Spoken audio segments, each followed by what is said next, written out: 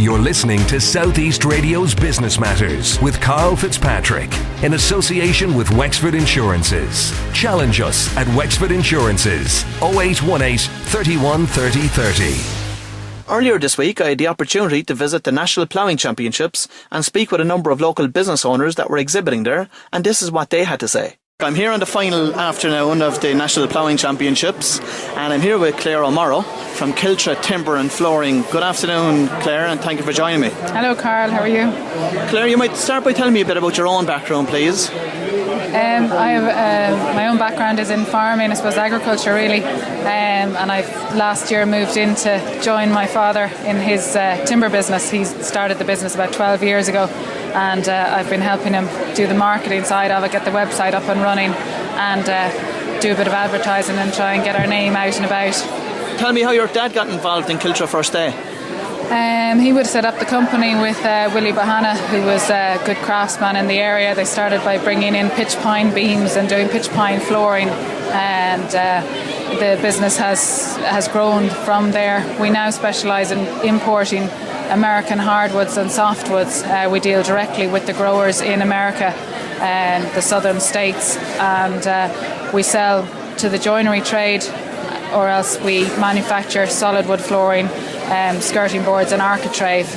And how has the business proceeded over the last number of years with the current economic climate? The business has ticked along at a slow pace for quite a long time. We've actually had an improvement in business in the last number of months. We've actually had our annual sales from last year in the last few months alone. Things have really started to pick up for us, and I think it's just about getting our name out there and getting known and getting to the right audience, really. I believe this has been the first trade show you've ever attended. Would you come back and do it again next year? Hopefully, if it's in Wexford, we'll do it again. If they'll have us back here. It's certainly been great with the local audience here. I mean, people have been coming to the stand all the time, admiring the timber flooring and more or less saying, we didn't know you exist.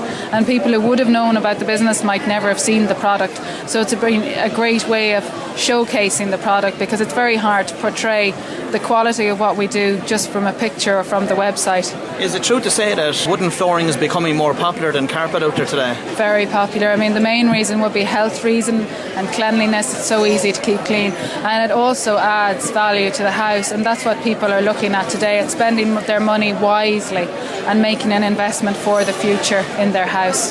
We're a country full of forests. Why import as opposed to produce something here locally? The standard of American hardwoods and softwoods is an internationally recognised standard. It is really the standard bearer within the world, and while we would love to use Irish timbers, they're not really what we're looking for this business. What was your objective coming to the show this year?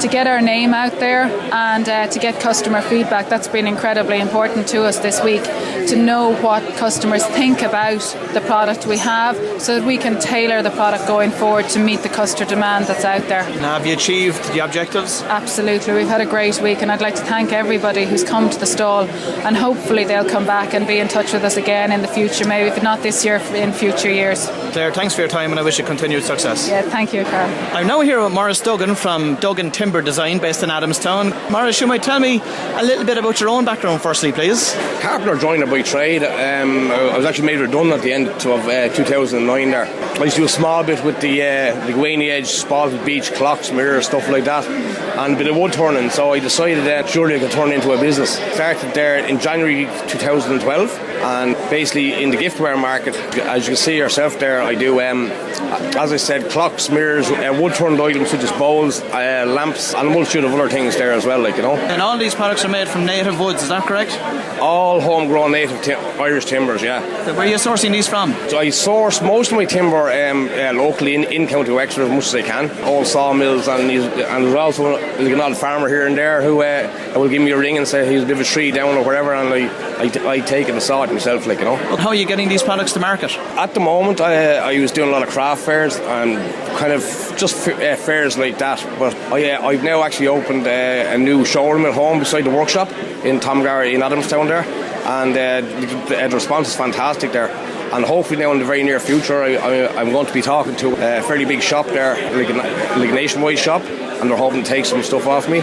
and also I'm going to be going more online as well. Excellent. Okay, you've been down here at the Ploughing Championships for the last 3 days. What's your thoughts on how the show went for you? It's absolutely fantastic. I mean, the amount of exposure I've got here, over 3 days, and it being so local to me is absolutely fantastic, And even I said, you think you're well known around the place, but when the amount of people that you do actually know and they come along, oh, I didn't realise you were doing that. It really opens your eyes to how important something like this is for the locality. Have you sold much product down there over the last couple of days? I have actually, and I was quite surprised because I didn't think for maybe people carrying out giftware would be the ideal place, but I was more hoping just for exposure and orders. But I've got that, and I've got very good sales here as well, You seem very happy. If the show is here again next year, they can count on your support. Oh, they can definitely count on my support. I'll definitely be back, yeah. Morris, thanks for your time. Thank you. I'm now here with Jack Malloy from Jack Malloy Bacon. Good afternoon, Jack. Good evening, Karl. How are you? Very good, thanks. Jack, you seem to be the busiest stand here at the show over the last couple of days. It's been going very well for us here. The queues have been non-stop there. It's been going very well, Karl. Jack, can you tell me a bit about the business, please? Right, we're Jack and Keith, my brother Keith Malloy and myself, Jack. We set up a new business about 2 years ago. We're fourth generation family butchers, and we decided that there was a niche in the market for bacon ribs, fully cooked bacon ribs and fully cooked back bacon that customers can buy on the supermarket shelf. There's no need to be cooking bacon ribs for 2 or 3 hours anymore. They can simply buy them and pop them in a microwave for 3 or 4 minutes, or they can put them in a pot of boiling water for about 10 minutes. The main reason you're here and the objective of the show is for you to get the product out there, get people tasting it. That's correct. To build a brand, and for people when they go into the supermarkets to realise that's the product they saw down at the Ploughing Championships. That's exactly it, Karl. In these times where they're busy, everybody's busy, and so people don't have much time for baking and cooking and all types of things. We're trying to make quick, convenient and nutritional products, and I think we've achieved this with this product. It's a fantastic new product. Have you attended many trade shows with it to exhibit it? Oh, we have. We've been nearly all over the country now at this stage, so this has been the biggest and certainly probably the most successful. Is the product available in most supermarkets out there today? It is available in most supermarkets at the moment, yeah. And how is it selling? It's selling very well, yeah. We're very excited about it. It's moving well. Thanks for your time today. Thank you very much for coming along. Thank you. Thank you. I'm now here with Pat O'Neill from O'Neill's Dry Cure Bacon Company. Pat, you might start by telling me a bit about your own background, please. Started as a quality manager in a meat company, did 10 years in Slaney Meats, then I did 3 years in Callan Bacon. I saw a product that wasn't on the market as a dry cure bacon. At the time, everybody was getting bacon that was all salty and all full of water. So I saw a chance then to bring a product to the market, dry cure, no added water.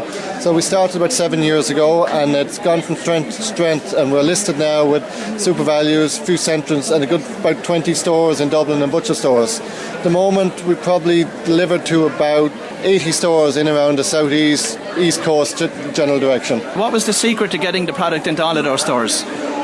Just people, customers in the store saying you should have this product, and we would cold call into the supermarkets as well and hand them in product, and then they'd list it as well. We're in a lot of hotels in the southeast. We're in Kelly's, we're in Menard, we're in Seafield, Riverside with sausages, Amber Springs and Ashdown are buying all our products, so it's getting good feedback. And we won the Bridgestone Guide, and last year we won the Food Writers Guild Award for our dry cure bacon and hams. Okay, so winning those awards, what has that meant for the business itself? It's expanded, and people then would see us on, we got onto the Farmers Journal and other national newspapers. And this year for the Ploughing Match now, we've just changed our name. Previously we've been called O'Neill Foods, but now we've just launched at the Ploughing Match on Tuesday. We're called O'Neill's Dry Cure Bacon Company, so specific to what we do. You've been here for the last 3 days. How has the show been for you? Been very good, yeah. We just happened last night, we got onto the 6-1 news, so that kept replaying then for 4 or 5 hours last night. So customers have been coming in that has seen us on the television, and they came to look for the product. Are you satisfied with the response you got from the show overall? Brilliant, yeah. No, it's good because the Ploughing Match is local to Wexford, and there is a lot of customers that buy the product, and then potential customers then that will be buying the product. What do you find to be the biggest challenge in business today? Well, for us is cost of getting the product to the consumer. This time 6 months ago, we were spending probably €250 on diesel. At the moment, we're spending €400 on diesel. It's a big cost that's, you can't really incorporate that back into your raw material cost. Well, Pat, thank you very much for your time today, and I wish you continued success with O'Neill Dry Cure Bacon. Thanks a million. Thank you. Bye-bye.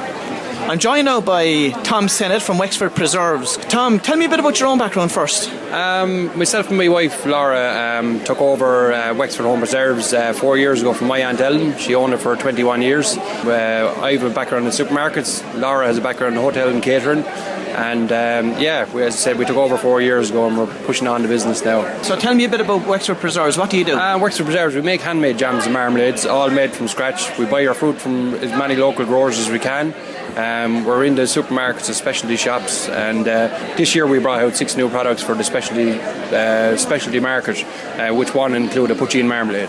Very good. So there's a little bit of innovation behind the company as well. Yeah, we have to be kind of changing and doing a few different things because, as I said, our normal range goes great in the supermarkets. We're just trying to push on a few different things and just kind of a few quirky things as well, and Christmas products as well. We do some cranberry sauce and brandy butter and stuff like that. So now you've been down here to Ploughing for the last couple of days. How have you found the show? Brilliant, really good. The weather today now has been fantastic, and yesterday was brilliant too.